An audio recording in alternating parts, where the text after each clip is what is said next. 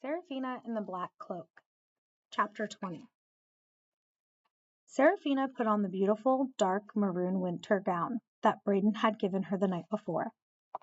The intricate black brocade corset felt tight round her chest and back, and she worried that when it came time to fight, it would restrict her.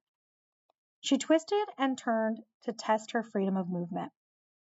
The long skirt hung heavily around her legs.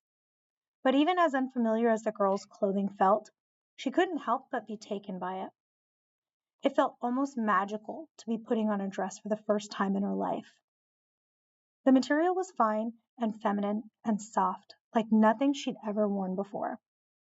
She felt like one of the girls in the books she read, like a real girl, with a real family, with brothers and sisters and a mother and father and friends. She quickly scrubbed her face and brushed her hair and made herself as pretty as she could. It felt silly, but she needed to look the part. She tried to imagine that she was going to an extravagant dance in a ballroom crowded with glittering ladies and gentlemen, and boys who would ask her to dance.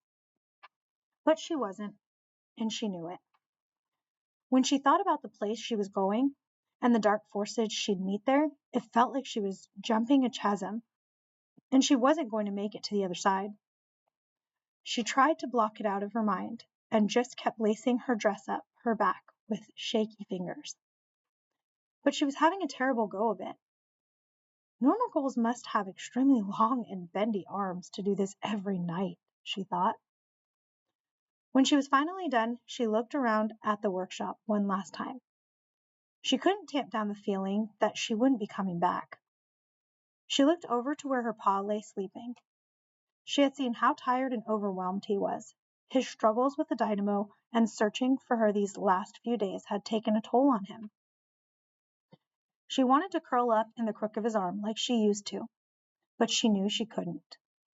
Sleep well, Pa, she thought. Finally, she gathered her courage and turned. She made her way through the basement and then climbed the stairs to the first floor. At the top, she paused. She took a deep breath and then walked down the darkened corridor of the house.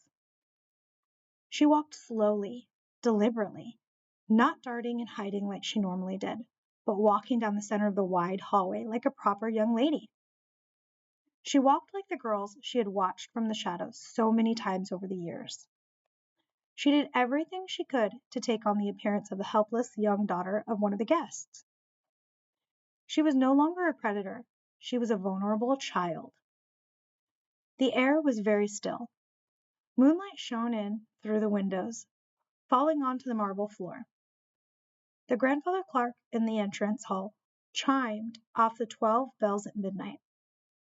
The corridors of the house were mostly empty because it was so late, just a candle here and there to light the way for guests. But she sensed that there were a few people still awake.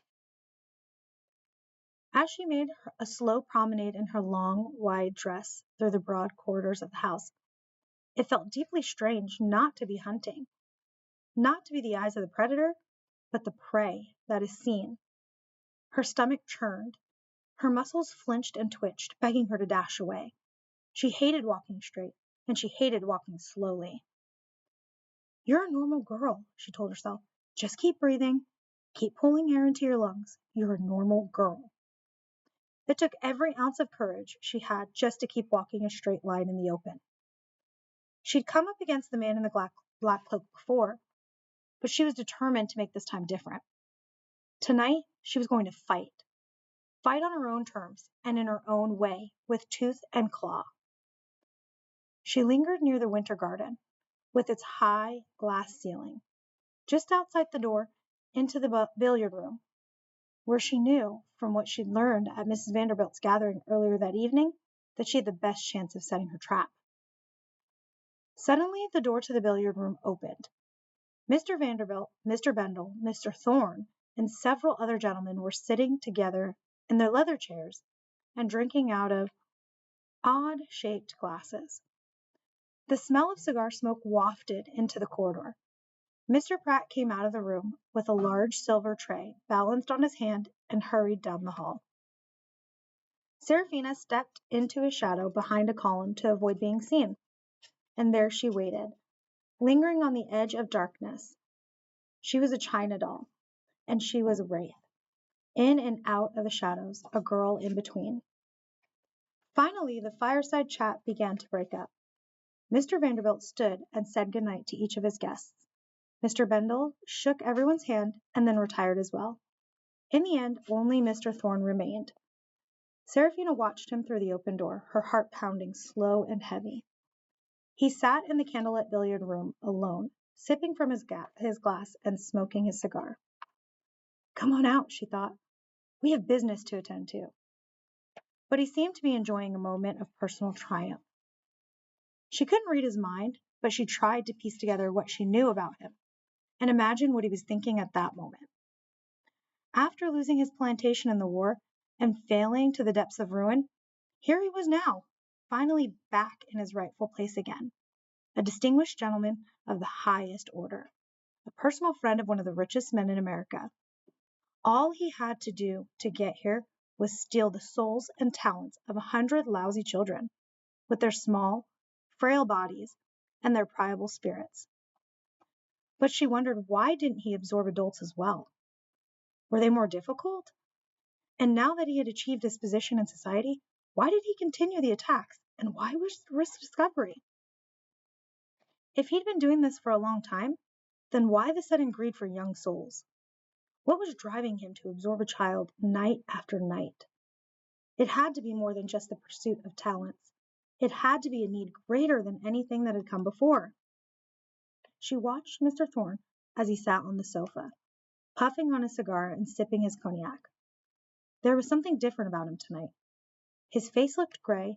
The skin under his eyes was wrinkled and flaking. His hair seemed less shiny and perfect than it did the morning in the tapestry gallery, when she saw him for the first time, or when he arrived with the rescue party to take Braden back to the Biltmore. Mr. Thorne set his empty glass on the end table and stood. Serafina's muscles tensed. The time had come. Like the other gentlemen, he wore a formal black jacket and tie, and she could hear the movement of his patent leather shoes on the billiard room's hardwood floor. But when she saw what he was carrying draped over his arm, her breath caught in her throat. It was the black cloak. Satin and shimmering and clean. The cloak was as much in disguise as she was. To anyone else, it was but a fashionable covering. To anyone else, it might have appeared that the handsomely attired gentleman intended to take a quiet stroll in the grounds before he retired for the evening. But she knew the truth. It wasn't just a cloak. It was the black cloak, which meant he was bent on malevolent purpose. Here was her enemy. Here was the fight she'd come for. But she could feel her whole body quaking in her gown. She was scared to death. At least I'm going to die in a pretty dress, she thought. He walked out of the room and into the corridor where Serafina was hidden in the shadows. She stayed perfectly still, but then he stopped just outside the billiard room door. He couldn't see her, but he could sense her there. He stood just a few feet away from her. Her heartbeat pounded. She had trouble controlling her breath. He was right in front of her. All her well-laid plans seemed foolish now. She wanted to cower away, to flee, to slink, to hide, to scream. But she steadied herself. She forced herself quiet, and she did what for her was the most terrifying thing to do in the world. She stepped out into the open.